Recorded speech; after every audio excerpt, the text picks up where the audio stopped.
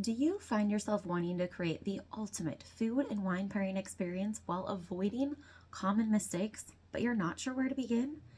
You have come to the right place because that is exactly what we are going to cover on Tasty Tidbits with Tiff today. My name is Tiffany, and I am so excited you're here. I help broken women develop into the best possible version of themselves through food, family, and fun. And for those adults wanting to indulge every once in a while, I also offer complimentary beverage pairing recommendations with quick, easy recipes. Be sure to check out the link in the description and follow me on social media so you can stay up to date on tips, tricks, and recipes to help you save time, money, and energy in the kitchen while developing into your best possible self. So today we are going to cover the 5 most common mistakes that you want to avoid to create your next wine and food pairing experience. So let's get started. Tip number 1 is mixing high alcohol content with the food. So the most common mistake with this is matching that high alcohol content with your spicy food. Now, this is a big no-no unless you enjoy feeling like a fire-breathing dragon. If that's the case, then hey, the higher the alcohol content, the spicier that food is going to be. Just don't blame me if it's too spicy. So generally speaking, you want to have a sweet wine that's low content to match that spiciness and kind of balance it out. So you'll have a nice sweet heat lingering over your tongue. Now, with that, the percentage that you're going to want to use as a rough guideline is 12% or less. The lower the alcohol content, the better it's going to balance the spiciness without overpowering anything. Higher than that is going to be even spicier. So just keep that in mind. The second mistake is mismatching the intensity.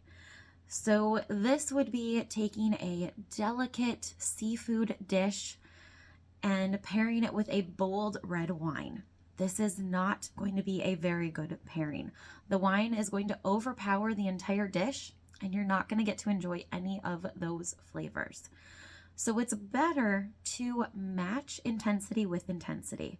So if you have a bold, hearty stew or chili, you want a bold wine that is going to match that. Now, if this is a high meat-based chili, such as steak or beef, you'll want a red wine. Now, of course, if it is a poultry route, you probably want to go with a bold white wine, but we'll get into that in a different video. Now, with your lighter, more delicate dishes, your cream-based pasta, your seafood dishes, you want to have a lighter wine that's going to match with that. So again, one doesn't overpower the other. You match that intensity. Now, the third common mistake, which is one that I also experienced when I first started drinking wine, so don't do this, learn from me. And that third one is staying in your comfort zone. Don't commit to your comfort zone. Instead, be willing to push yourself and try new things. Now, some of you know I grew up on boxed white wine. Now, boxed wine has its time and place, don't get me wrong, but there are so many other options out there. Not to mention, there is more wine out there than just Moscato or Riesling. Now, by trying new things, even if it's simply going to your local winery and having a flight where one of those wines is your preferred grape, and the other 3 are wines that you would normally never try, I want you to try them. It's only a few sips. It's not going to hurt you, but you just might be surprised and discover a new grape that you didn't know you liked. So even if you are normally a white wine drinker or normally a red wine drinker, I can guarantee that there is another wine out there that you will enjoy, and you may just be pleasantly surprised. So be willing to give it a try.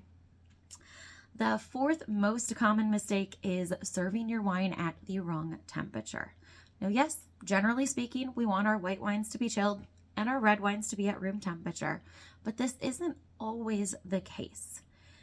But generally speaking, that is the case. So don't put your red wines in the fridge. Red wines are going to be better at room temperature, being slightly warm compared to those white wines that you will store in the fridge. And of course, your sparkling wines, we want to be even more chilled. So keep that in mind when you find yourself with that bottle of wine and wondering, which do I do with it? Do I put it in the fridge or do I keep it at room temp? And the last common mistake is believing that there is only one correct wine to go with every dish. Now, this is not the case, which those of you that have been a part of my tasting room community for a while know that generally speaking, you can find a red wine and a white wine to go with just about any dish out there. So most commonly, if we have ourselves with a grilled steak or burgers off the grill, we're going to reach for that bottle of Cabernet Sauvignon, but this is not always the case. Those red meats are also going to go well with a Merlot, a Syrah, a Zinfandel, and of course, when you look at the side dishes that are with that piece of meat, you may grab for a rosé or a white wine instead. It's important to look at the full picture and not get set in your ways. Remember, we are not staying in our comfort zone. We are stretching ourselves and pushing ourselves out there to try new things and be open to those experiences. Now, ultimately, what it comes down to is to trust your palate and your taste buds, because these are different for everyone.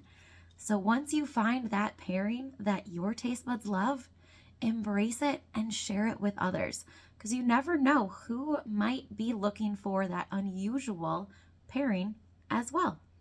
Now, if you are ready to continue this fun and you haven't yet downloaded your copy of my free wine and food pairing guide, be sure to click that link in the description and grab that today so you can create the ultimate food and wine pairing experience for your social circle.